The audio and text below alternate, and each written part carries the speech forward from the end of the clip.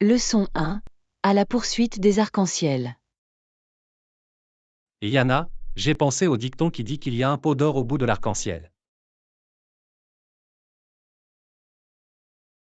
Bonjour John. C'est un dicton si classique. Y crois-tu?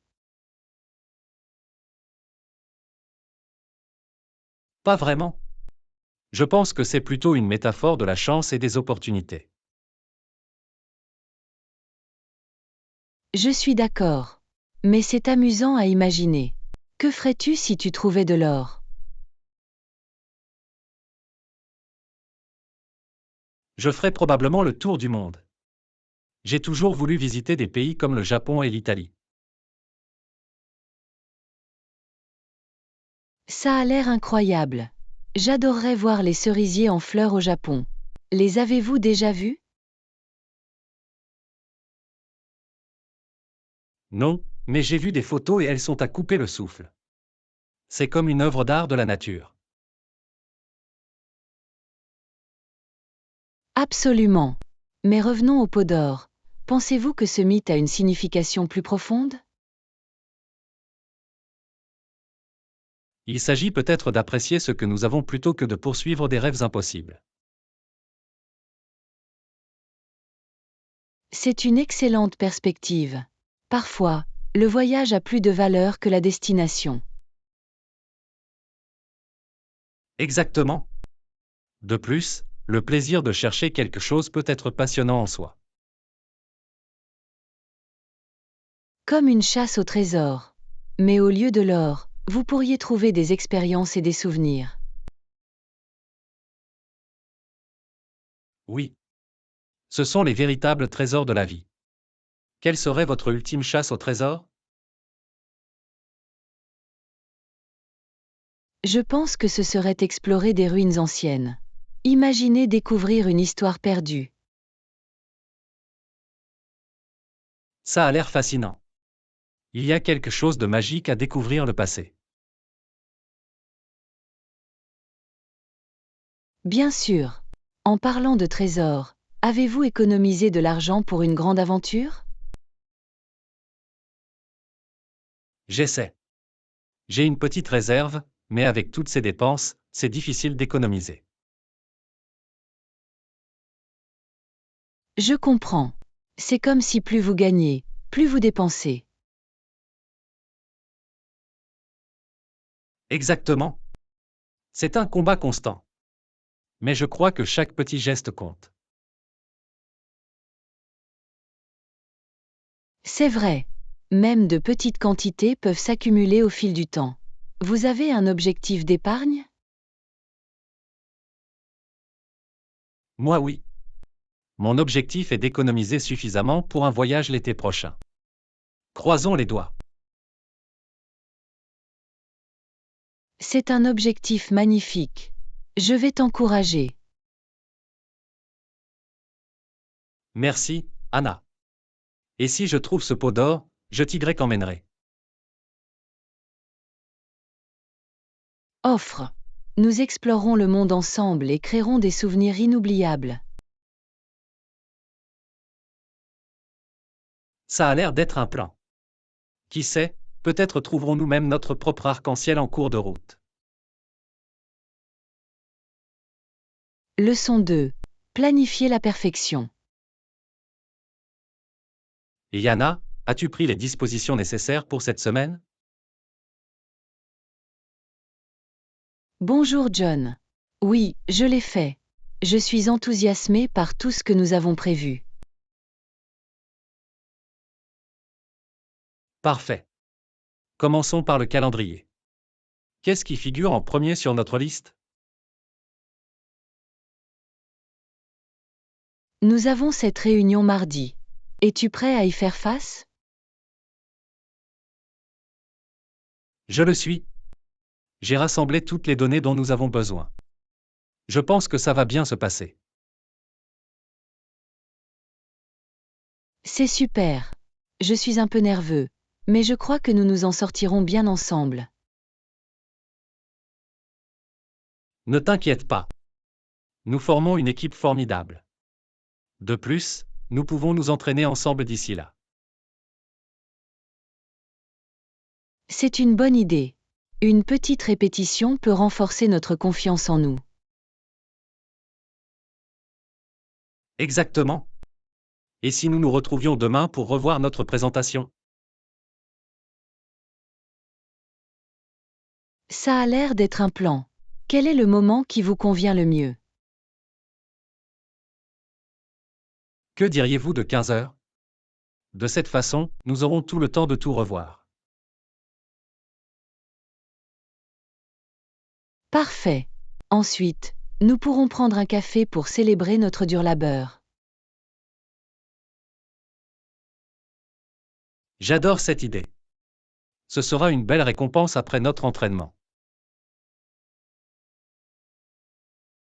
En parlant de café, avez-vous un café préféré en tête? Oui. Il y a cet endroit confortable au centre-ville avec ses délicieuses pâtisseries. Oh, je connais celui-là. Leurs croissants sont divins. Exactement. Nous devrions également nous faire plaisir après la réunion. D'accord. Ce sera une pause bien méritée après tous les efforts que nous avons déployés. Qu'en est-il de nos autres arrangements pour la semaine? L'atelier aura lieu jeudi.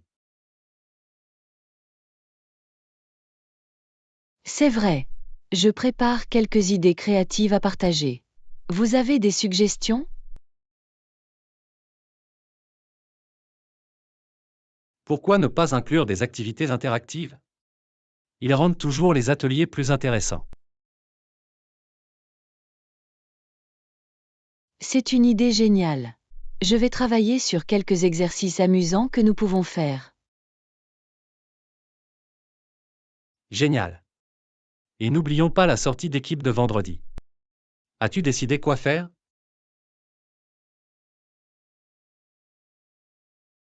Je pensais à un pique-nique au parc. Ce serait une bonne façon de se détendre. J'adore cette idée. Nous pouvons profiter du plein air et nous détendre avec nos collègues. Exactement. J'organiserai des collations et des boissons pour tout le monde. Parfait. Il semble que nous avons une semaine passionnante devant nous. Oui. J'ai hâte de participer à toutes les activités et de travailler ensemble. Moi aussi. Faisons de cette semaine un moment inoubliable. Leçon 3. Exploration de la ville. Et Yana, avez-vous pensé à explorer une ville connue pour sa riche histoire et son patrimoine culturel? Bonjour John. Cela semble intrigant. À quelle ville penses-tu?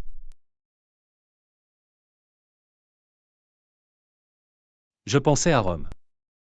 Il regorge de ruines anciennes et d'une architecture époustouflante. Rome serait incroyable. Le Colisée et le Vatican sont des attractions incontournables. Absolument. Imaginez-vous en train de marcher dans les mêmes rues que les anciens Romains.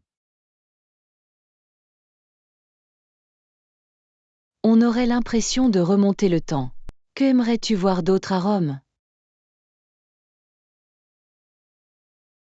J'adorerais visiter le Forum romain. L'histoire y est fascinante. Oui. Et n'oubliez pas la nourriture. La cuisine italienne est l'une des meilleures au monde.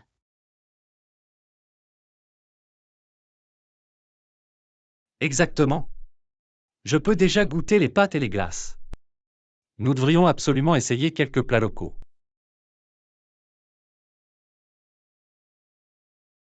Bien sûr. J'ai entendu dire qu'une pizza authentique à Naples change également la donne. Oh, ce serait une super excursion. Manger une pizza dans son lieu de naissance semble incroyable. Absolument. Selon vous, quelle serait la meilleure période de l'année pour visiter Rome? Je pense que le printemps serait idéal. Le temps est agréable et les fleurs s'épanouissent. Ça a l'air charmant. De plus, il y a moins de touristes qu'en été. C'est vrai. Il serait plus facile d'explorer les sites touristiques sans la foule. Nous pourrions également profiter des cafés en plein air et observer les gens. C'est l'une de mes activités préférées. C'est tellement intéressant d'observer la vie locale. D'accord. Et nous pourrions pratiquer notre italien pendant notre séjour. Oui. Apprendre quelques phrases serait utile et amusant. Connais-tu déjà des phrases en italien? Juste l'essentiel. Comme merci pour merci et per favor pour s'il vous plaît.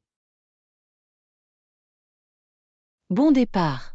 Nous devrions en apprendre un peu plus ensemble avant le voyage. Absolument.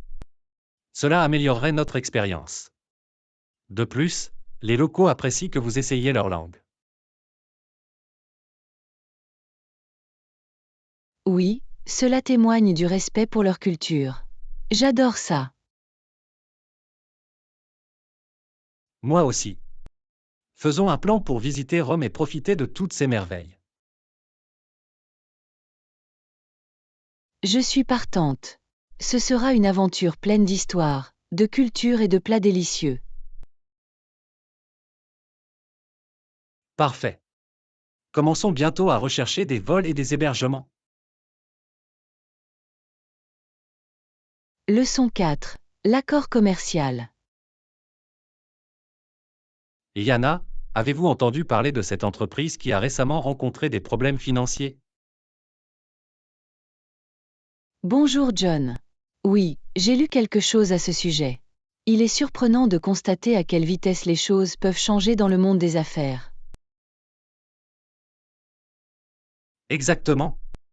J'ai entendu dire qu'une grande entreprise avait pris des dispositions pour les racheter. C'est une bonne idée. L'acquisition d'entreprises en difficulté peut être une bonne stratégie de croissance. C'est vraiment possible. Ils peuvent souvent obtenir des actifs de valeur à un prix inférieur. C'est vrai. De plus, ils pourraient acquérir une clientèle fidèle à celle de l'entreprise en difficulté. C'est vrai. C'est comme transformer un défi en opportunité. Tu crois que ça va marcher pour eux? Cela dépend de la manière dont ils intègrent la nouvelle entreprise dans leurs activités. L'intégration peut être délicate. Les différentes cultures d'entreprise peuvent entrer en conflit. Exactement. Ils devront s'assurer que les employés se sentent valorisés et inclus. C'est une bonne remarque. La communication est essentielle lors de telles transitions. Bien sûr. Si les employés sont informés et impliqués, cela peut faciliter le processus. Avez-vous déjà vu une entreprise faire l'objet d'une fusion ou d'une acquisition? Oui, je l'ai fait. C'était fascinant et chaotique à la fois.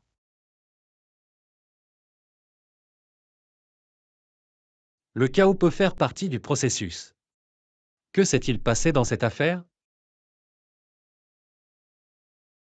Eh bien, il y a eu de nombreuses réunions et certains employés s'inquiétaient pour la sécurité de l'emploi. Je peux l'imaginer. L'incertitude peut créer beaucoup d'anxiété chez le personnel. Oui. Mais au final, la fusion s'est révélée bénéfique pour les deux sociétés. C'est bon à entendre. C'est toujours agréable lorsqu'un déménagement risqué porte ses fruits. Absolument. Cela montre qu'avec la bonne approche, les défis peuvent mener au succès. Cela ouvre également de nouvelles possibilités d'innovation et de collaboration. Exactement. Pensez-vous que cette nouvelle acquisition débouchera sur des produits ou services intéressants? Je l'espère. Les entreprises deviennent souvent plus compétitives après de tels changements.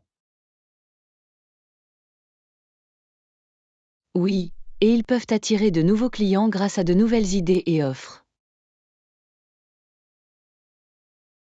J'ai hâte de voir comment tout cela se déroulera. Le monde des affaires peut être tellement dynamique.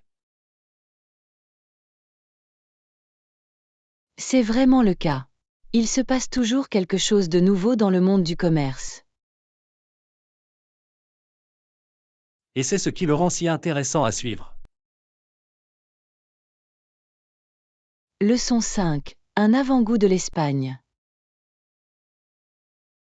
Et Yana, j'ai mangé une paella aux fruits de mer hier. Oh, ça a l'air alléchant. Où l'avez-vous trouvé? Je suis allé dans ce nouveau restaurant espagnol du centre-ville. Il propose des plats authentiques. J'ai entendu parler de cet endroit. Y avait-il une bonne variété de plats au menu? Oui, ils l'ont fait. Ils offraient de tout, des tapas au churro. C'était difficile de choisir. Je peux l'imaginer. Qu'est-ce qui vous a poussé à opter pour la paella? J'ai toujours voulu l'essayer et le serveur le recommande vivement. Bon choix. Quel était le goût? Était-ce aussi délicieux que vous l'espériez?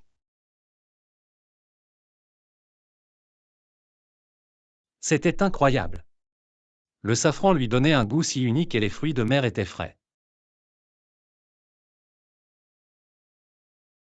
Ça a l'air délicieux.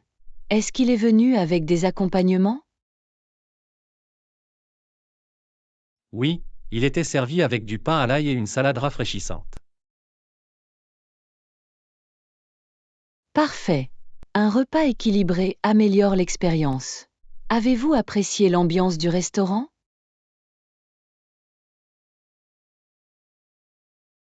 Absolument. Il présentait des décorations éclatantes et de la musique traditionnelle espagnole jouait. Ça a l'air charmant. Une atmosphère agréable peut vraiment améliorer une expérience culinaire. Ça l'a fait.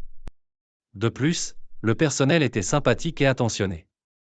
Cela m'a fait me sentir bien accueilli. C'est important. Recommanderiez-vous ce restaurant à d'autres personnes? Absolument. Je pense que tous ceux qui aiment les fruits de mer ou la cuisine espagnole l'apprécieront. Il se peut que je doive l'essayer bientôt. Pensez-vous qu'il propose aussi des plats à emporter? Oui, ils le font. J'ai vu des personnes récupérer des commandes quand j'y étais. Ce serait pratique. J'aime parfois déguster les plats du restaurant à la maison. Moi aussi. C'est un régal, surtout après une longue journée. Et vous pouvez en profiter en pyjama. Qu'est-ce qui pourrait être mieux? Exactement. En parlant de nourriture, auriez-vous un plat préféré à recommander? J'aime vraiment les sushis. La fraîcheur des ingrédients a quelque chose de spécial. Les sushis sont fantastiques. J'adore le fait que c'est à la fois un art et un repas. Oui, La présentation est presque trop belle pour être mangée parfois. C'est vrai. Je pense qu'essayer différentes cuisines est l'une des meilleures façons d'explorer les cultures.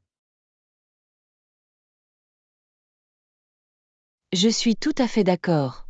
La nourriture peut vous en dire beaucoup sur un lieu et ses habitants. Exactement. J'ai hâte de découvrir d'autres nouveaux plats lors de notre prochaine aventure culinaire. Leçon 6. L'enthousiasme artistique. Et Yana, j'ai vraiment hâte de voir les œuvres d'art à la galerie ce week-end. Oh, c'est génial. J'ai entendu dire qu'il exposait de superbes pièces. Oui. J'ai lu qu'il présentait de l'art contemporain de divers artistes locaux.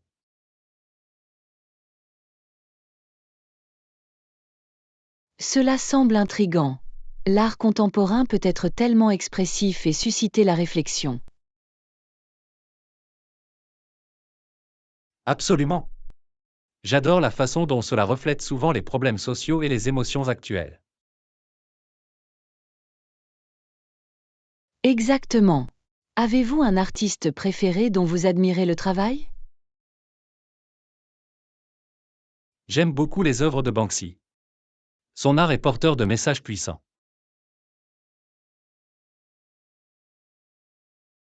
Banksy est fantastique. Sa capacité à mêler humour et critique est impressionnante. Hein?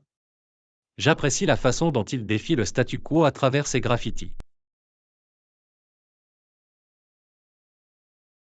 En parlant de défis, avez-vous déjà essayé de créer vos propres œuvres d'art? J'ai suivi un cours de peinture une fois. C'était une expérience à la fois amusante et pleine d'humilité. C'est génial. Quel support avez-vous utilisé?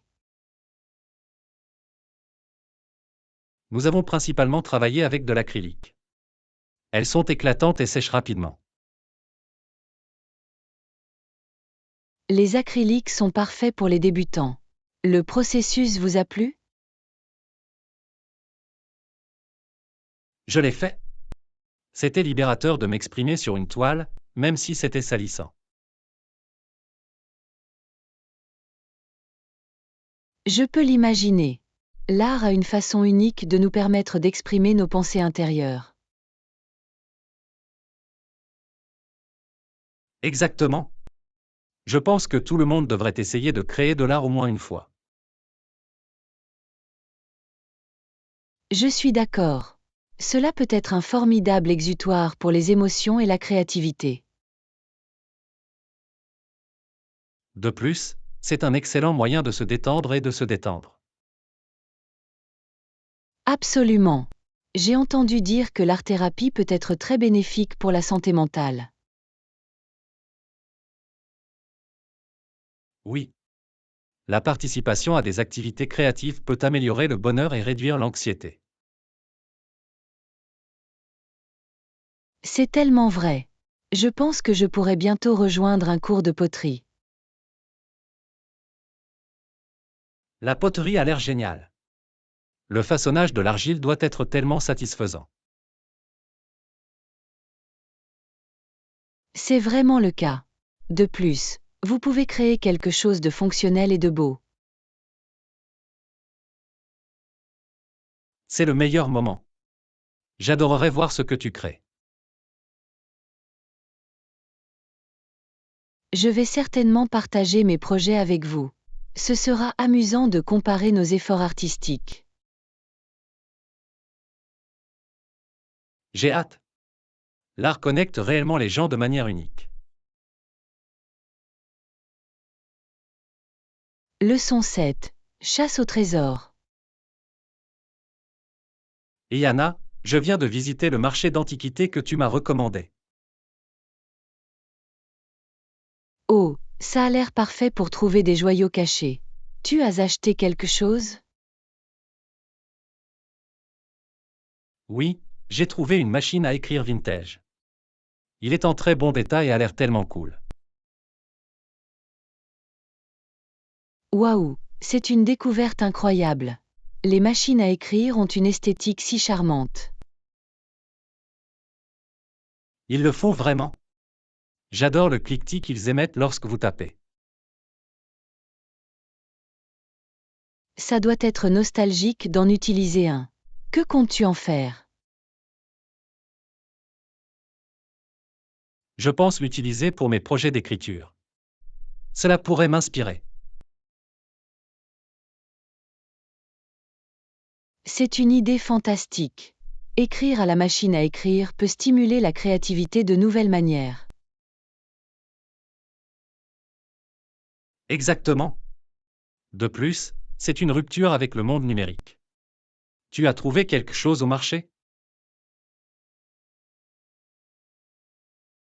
J'ai acheté un magnifique vase vintage. Il a un design tellement complexe. Ça a l'air charmant. Une décoration vintage peut vraiment donner du caractère à un espace. Oui, j'adore la façon dont chaque pièce raconte une histoire du passé.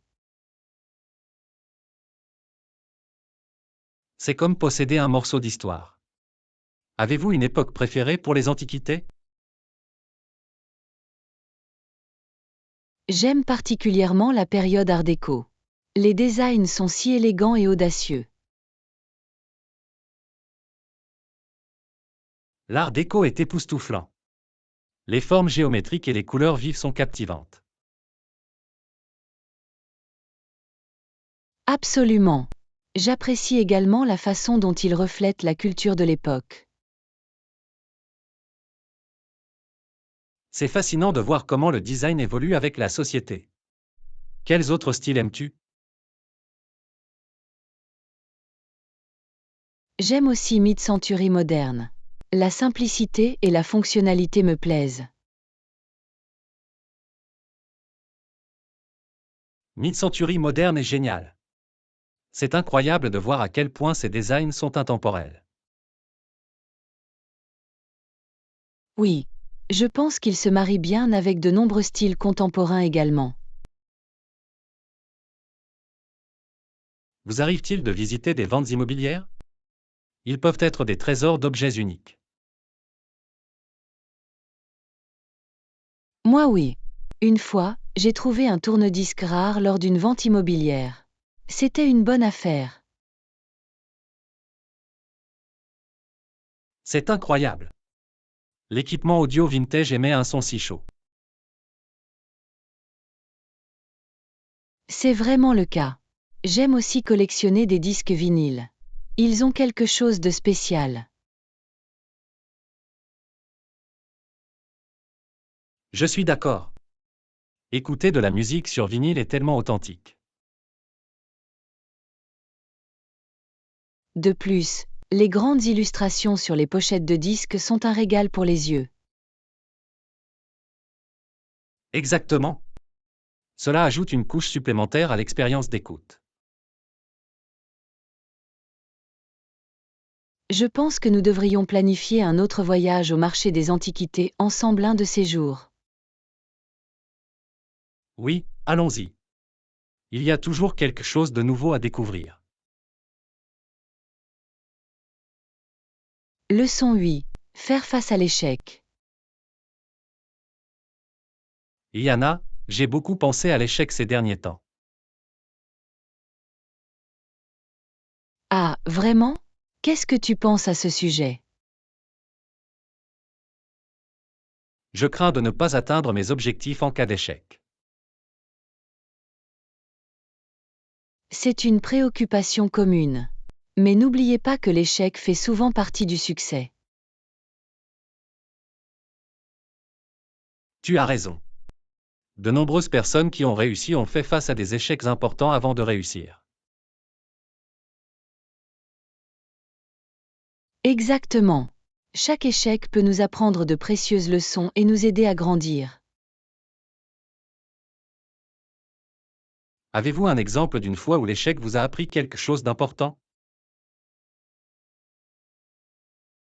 Bien sûr. Une fois, j'ai échoué à un examen à l'université, ce qui m'a poussé à étudier plus dur et à changer d'approche. C'est un excellent exemple. Cela semble vous avoir motivé à vous améliorer. C'est vraiment le cas. J'ai appris à mieux gérer mon temps et à demander de l'aide en cas de besoin. C'est une compétence cruciale. J'hésite souvent à demander de l'aide parce que j'ai peur de paraître faible. Demander de l'aide demande de la force. Cela montre que vous êtes prête à apprendre et à grandir. C'est une bonne perspective. Je dois me rappeler que tout le monde a parfois des difficultés. Absolument. Cela fait partie de l'être humain. Chaque échec peut être un tremplin.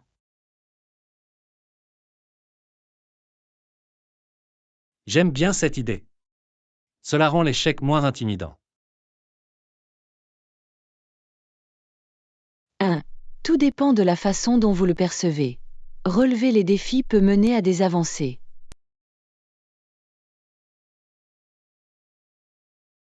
Je suppose que je devrais considérer mes objectifs comme des voyages plutôt que comme des destinations. Exactement. Profitez du processus et n'ayez pas peur de trébucher en cours de route.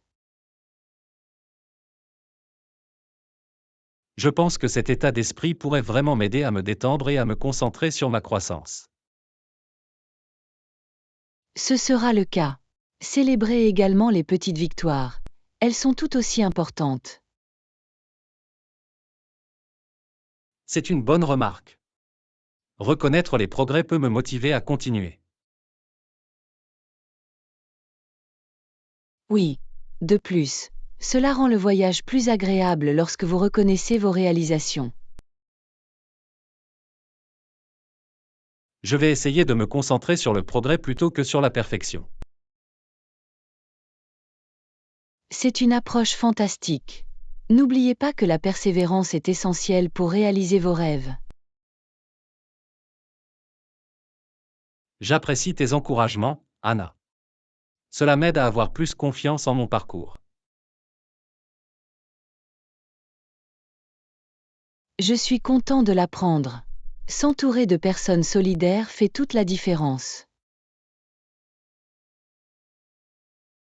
C'est vraiment le cas. Je ferai en sorte de garder des influences positives dans ma vie. Un choix judicieux. Engageons-nous tous les deux à accepter nos échecs et à en tirer des leçons. Offre. Ensemble, nous pouvons relever tous les défis et continuer à viser le succès. Leçon 9. Les favoris de la nature. Et Yana, as-tu remarqué combien d'oiseaux viennent dans notre jardin récemment? Oui. Ils semblent aimer les tournesols que nous avons plantés. Exactement. J'ai lu que les oiseaux sont particulièrement attirés par les graines de tournesol. C'est logique. Ces graines sont si nutritives et savoureuses pour eux. J'ai vu des pinsons et des moineaux affluer autour des tournesols. C'est délicieux. C'est vraiment le cas. Les regarder flotter apporte une telle joie au jardin. Pensez-vous que nous devrions planter plus de tournesols la saison prochaine? Absolument. Plus de tournesols signifie plus d'oiseaux. Et ça sera beau aussi. De plus, c'est un excellent moyen de soutenir la faune locale. Oui. La création d'un environnement accueillant pour les oiseaux est bénéfique pour l'écosystème. Je me demande si différents oiseaux préfèrent différents types de tournesols. C'est une question intéressante. Certains peuvent aimer les plus grandes, tandis que d'autres préfèrent les variétés plus petites. Peut-être devrions-nous rechercher quel type attire des oiseaux spécifiques. Bonne idée. Nous pourrions créer un jardin respectueux des oiseaux qui répondent à leurs préférences. J'adorerais ça. Ce serait passionnant de voir une grande variété d'oiseaux nous rendre visite. Et nous pourrions même installer une mangeoire à oiseaux remplie de graines de tournesol. C'est un plan fantastique. Cela nous permettrait de les voir de plus près. Exactement. De plus, nous pourrions en apprendre davantage sur leur comportement. Avez-vous déjà essayé l'observation des oiseaux? Cela semble être un passe-temps amusant. C'est tellement paisible de s'asseoir tranquillement et de les observer dans leur habitat naturel. Je peux l'imaginer. C'est comme faire partie d'une belle peinture vivante. Oui, chaque oiseau possède sa propre personnalité et son propre charme. En parlant de charme, tu as un oiseau préféré? J'adore les colibris. Leurs plumes irisées sont fascinantes. Les colibris sont incroyables. Ils semblent si délicats mais pleins d'énergie. Exactement. C'est fascinant de voir comment ils peuvent planer au même endroit. La nature a vraiment le pouvoir de nous surprendre par ses merveilles. C'est le cas. Et plus nous l'apprécions, plus nous voulons le protéger. Bien dit. Faisons de notre jardin un petit paradis pour les oiseaux et autres animaux sauvages. Je suis partante. Ensemble, nous pouvons créer un espace dynamique et vivant pour la nature. J'ai hâte de commencer. À d'autres oiseaux et à de belles fleurs. Leçon 10. Naviguer dans la ville. Bonjour Anna, je regardais les lignes de bus pour notre voyage au centre-ville. Oh, sont-ils clairement affichés? J'ai entendu dire que certaines villes peuvent être source de confusion. Cela semble un peu difficile, pour être honnête. Certaines cartes sont difficiles à lire. Je comprends. Parfois, les lignes sont si proches les unes des autres que c'est comme un casse-tête. Exactement. Je préfère les cartes simples et faciles à suivre. Moi aussi. Avez-vous vérifié s'il existe une application pour les lignes de bus? Je ne l'ai pas encore fait, mais c'est une bonne idée. Les applications sont généralement mises à jour en temps réel. Oui. Et ils indiquent souvent les meilleurs itinéraires et les éventuels retards. Cela simplifierait certainement notre voyage. Utilisez-vous des applications spécifiques? J'en utilise généralement un qui s'appelle CityMapper. Il est très convivial et informatif. Il va falloir que je le télécharge. Est-ce qu'il fournit également des indications à pied? Oui, c'est vrai. C'est l'endroit idéal pour trouver les meilleurs sentiers de randonnée entre les arrêts. Fantastique. J'aime toujours explorer de nouveaux quartiers à pied. Pareil ici. Marcher vous permet de découvrir des trésors cachés. Hein? De plus, vous pouvez vous arrêter pour prendre un café ou une collation en cours de route. Exactement. Une petite pause rend le voyage encore plus amusant. En parlant de café, avez-vous un endroit préféré au centre-ville? Il y a un petit café pittoresque appelé Bread Awakening. Leurs lattes sont délicieux. Ça a l'air délicieux. J'adore les bons lattes. Y a-t-il des pâtisseries là-bas? Oui. Ils proposent des pâtisseries fraîches tous les matins. Les croissants sont à essayer absolument. Maintenant, j'attends notre voyage avec impatience. Un bon café et des pâtisseries semblent parfaits. Ça va être un régal. N'oubliez pas de vérifier les horaires des bus à l'avance. Je le ferai. Cela nous permettra d'éviter de longues attentes. Pensez-vous que les bus sont généralement à l'heure? La plupart du temps. Mais il peut y avoir des retards aux heures de pointe. C'est vrai. Nous devrions prévoir de partir un peu plus tôt au cas où. Excellente idée. Mieux vaut arriver tôt que de rater le bus. Absolument. Et si nous avons plus de temps, nous pouvons explorer un peu avant notre destination principale. Oui.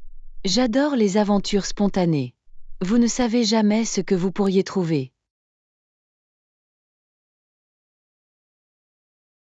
Exactement. Je suis enthousiasmé à la fois par le voyage et par la destination. Leçon 11. Technologie et films. Et Yana, tu as vu ce nouveau film sur ce génie de la technologie?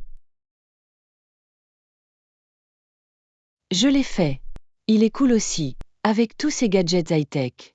C'était fascinant.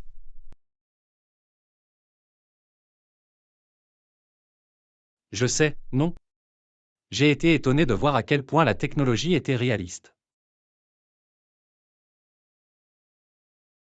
Moi aussi. Cela m'a vraiment fait réfléchir au chemin que nous avons parcouru en matière de technologie. Vous aimez les films qui utilisent des technologies de pointe? Absolument. J'aime tout ce qui est futuriste ou qui fait appel à l'intelligence artificielle.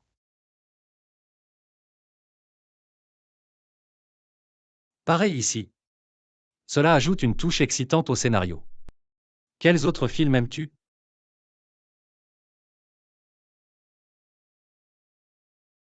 J'adore Blade Runner.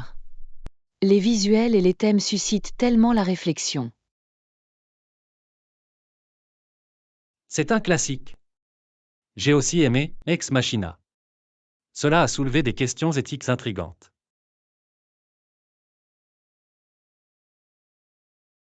Oui. Cela m'a fait réfléchir à ce que signifie être vraiment humain. Exactement. Des films comme celui-ci remettent en question notre perception de la technologie et de la conscience. En parlant de conscience, tu as vu Elle? C'est une approche tellement unique de l'IA. J'ai. Le lien affectif entre les personnages était étonnamment touchant.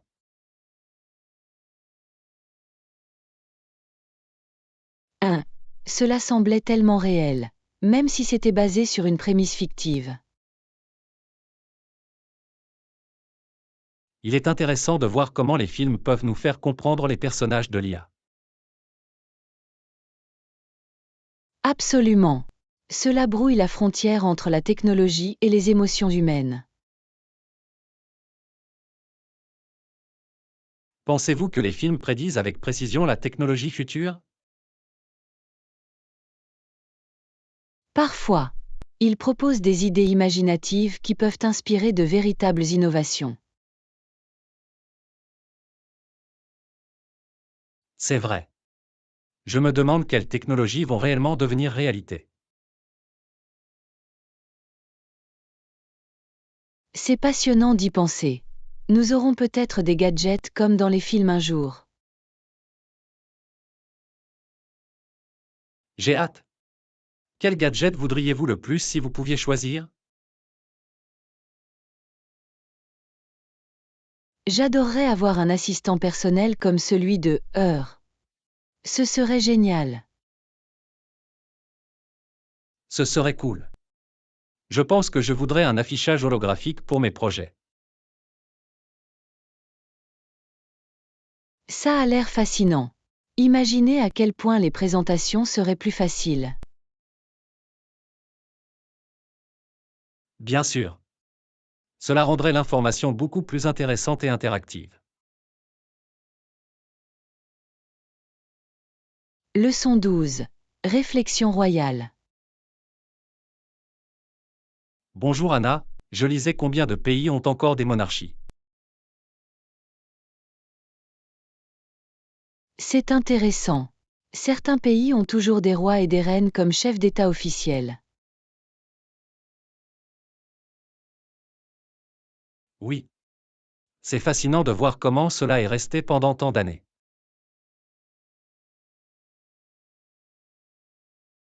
Exactement. Il y a de nombreuses années, les monarchies jouaient un rôle crucial dans la gouvernance et la société. C'est incroyable de voir comment les responsabilités des rois et des reines ont évolué au fil du temps. En effet, de nos jours, de nombreux membres de la famille royale se concentrent sur les œuvres caritatives et la représentation culturelle. C'est vrai. Ils sont souvent des symboles de l'unité et de la tradition nationale, n'est-ce pas? Oui, et ils conservent une importance historique dans de nombreuses cultures. Je trouve intriguant de constater que les coutumes royales varient d'un pays à l'autre. Absolument. Par exemple, la famille royale britannique est très présente en public. Et ils ont de nombreuses traditions, comme la relève de la garde et les mariages royaux. Ces événements attirent des touristes du monde entier. C'est un sacré spectacle. Exactement. Alors que certaines monarchies sont purement cérémonielles, d'autres exercent toujours le pouvoir. Oui, comme en Arabie saoudite, où le roi a une influence significative sur la gouvernance. C'est vrai. Il est intéressant de voir à quel point ces systèmes varient à l'échelle mondiale. Absolument. Certains pays ont même des monarchies constitutionnelles, où les pouvoirs du roi sont limités. C'est vrai. Dans ces cas, le Parlement détient souvent l'essentiel du pouvoir. Il crée un équilibre unique entre tradition et gouvernance moderne. En parlant de tradition, avez-vous une histoire ou une légende royale préférée? J'adore les histoires du roi Arthur et des chevaliers de la table ronde. Ces histoires sont captivantes. Ils mélangent parfaitement histoire et fantaisie. Oui. Et l'idée de chevalerie et d'honneur est tellement séduisante. Je suis d'accord. La façon dont ces histoires ont influencé la littérature moderne est fascinante. En effet, ils inspirent encore aujourd'hui d'innombrables adaptations dans des films et des livres. Cela témoigne de la nature durable des contes royaux à travers l'histoire. Absolument. Ils nous rappellent la complexité du pouvoir et du leadership. Et ils stimulent notre imagination quant à ce que signifie diriger. Exactement. Je pense que c'est pour cela que les gens sont toujours aussi intrigués par les membres de la famille royale aujourd'hui. C'est un mélange d'histoire, de culture et de l'attrait d'un style de vie différent. Absolument. Continuons à explorer les différentes histoires royales et leur impact sur la société. J'ai hâte. Il y a tant à apprendre du passé.